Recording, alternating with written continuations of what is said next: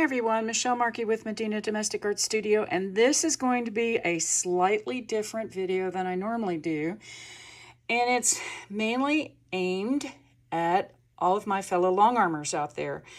And I want to show you what you need to do to keep your long arm in top shape, and I'm going to create a series of these because I've gone back to long arming. I've got a new series of quilts coming out.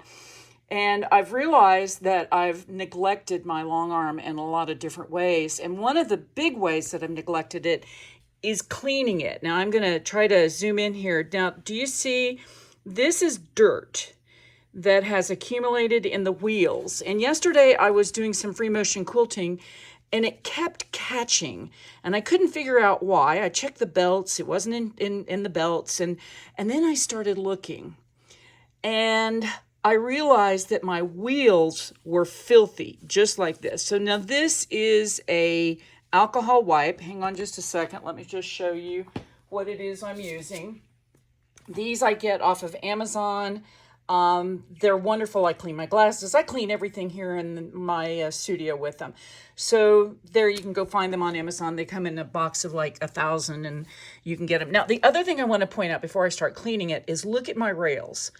Now, I live in the Texas Hill Country, and it is dusty out here, and I live on 13 acres, so tons of dirt, and I don't care how well I keep the doors closed. You know, I'm even going to point out, see, yes, that's cat hair. Yes, I do let my cats occasionally into the studio when it's nasty outside. So there's all sorts of things that can cause your long arm to misbehave, so to speak. And but if you keep up with your maintenance, this can really make a big difference. So just take these alcohol wipes. Now, see, notice the dirt I'm getting off of that. And make sure with the wheels that you roll them back and forth here. Let me get the better go here. So you can see, and I'm doing this with one hand filming. Sorry, you know how I do this, guys. But you just need to make sure that you keep your wheels, the rails, and everything clean. That will really give you a much cleaner movement and smoother movement. The other thing I want to do is show you that over here, this is my encoders. You have two sets of encoders here, and then there's one back there I'll get to here in a minute.